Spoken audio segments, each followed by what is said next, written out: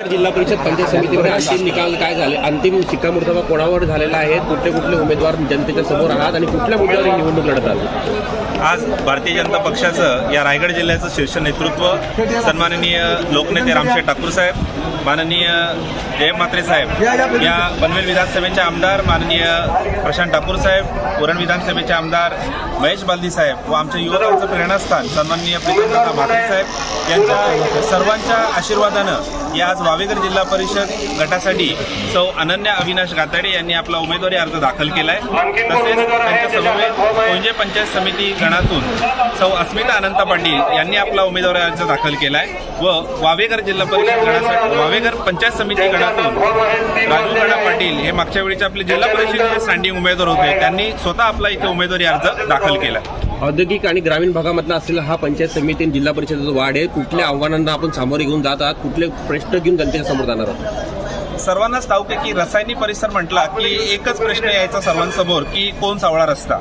कारण का रासायनिक परिसरामध्ये जे औद्योगिकरण झपाट्याने होत आहे, मग HPCL असेल, BPCL असेल, ॲडिशनल पातळगंगा MIDC असेल, पण इकडे जाण्यासाठी जो रस्ता होता तो अतिशय दयनीय अवस्थेत होता।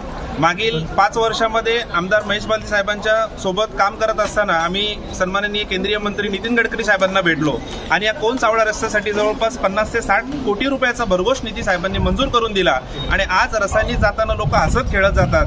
म्हणजे याच्या आधी कधी आम्ही व्हायची की रस्त्यानीला जायचं म्हणजे होळीतून प्रवास केल्यासारखं वाटायचं, पण आज लोक आनंदाने प्रवास करतायत आणि हेच खरं विकासाचं काम भारतीय जनता पक्षाच्या माध्यमातून होतंय, याचा आम्हाला सारखा अभिमान आहे। आधारवड म्हणून प्रीतमदादा आपल्या सोबत आहात, पक्षाला मजबूती आलेली आहे, संघटनात्मक कशा या संधीचा आपल्याला लाभ होईल?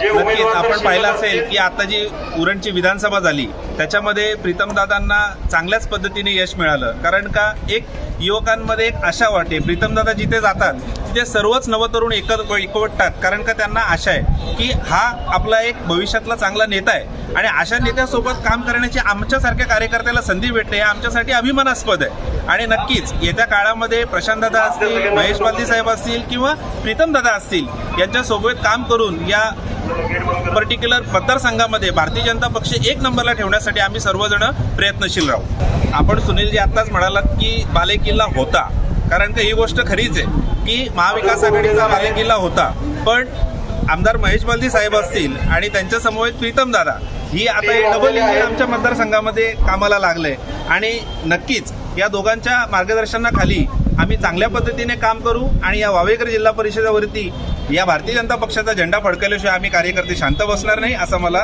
सार्थ विश्वास आहे। उरण मतदारसंघामध्ये असलेला आपला मोठा मताधिक्य आणि भाजपकडून मिळालेली ही जबाबदारी पाहता आज अनेक युवा तरुण आपल्या सोबत दिसत आहात, कशा पद्धतीने उमेदवारी अर्ज दाखल करतानाचे प्रश्न समोर आले?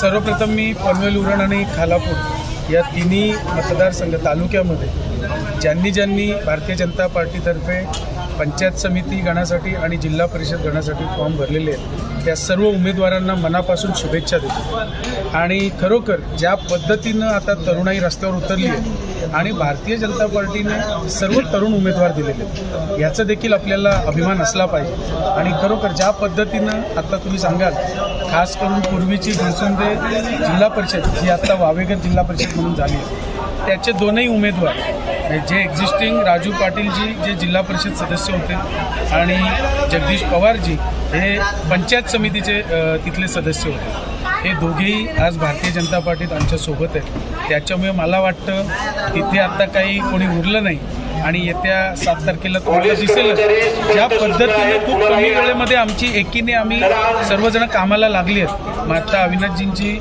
मिसेस इथे उभी आहे, राजू पाटीलजी आहेत आणि आमचे दुसरे अनंता बुवा आहेत। तर या तीनही उमेदवार जे आत्ता आहेत, बाकी ठिकाणी पण सगळे आहेत, परंतु हे तीनही उमेदवार भरघोस मतांनी विजयी होतील याच्यात माझ्या मनामध्ये तीळ मात्र शंका नाही।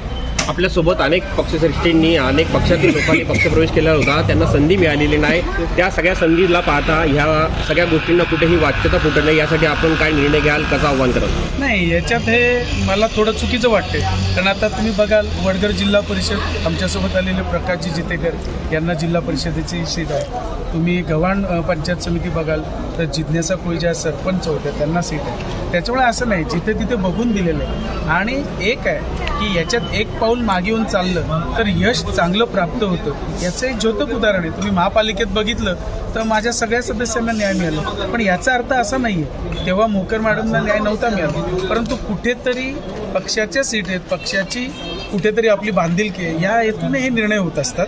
त्याच्यामुळे मला वाटतं कोणी काही ते नाराज नाही आहे, काही नाही आहे. जे सिटिंग आहेत ते सगळे सोबत आहेत. त्याच्यामुळे मला वाटतं असं काही तिथे विषय नाही. महापालिकेत पनवेल पंचायत समितीवर शेतकरी कामगार पक्षाची सत्ता होती, आपली साथ होती, मात्र आपण आल्यानंतर कुठेतरी आता पनवेल पंचायत समितीवर भारतीय जनता पार्टीचा झेंडा रोवला जाईल का? नक्कीच तुम्हाला सांगतो आणि पूर्ण शाश्वतेने सांगतो की 100% यावेळी भारतीय जनता पार्टीचा झेंडा तुम्हाला पंचायत समितीवर दिसेल.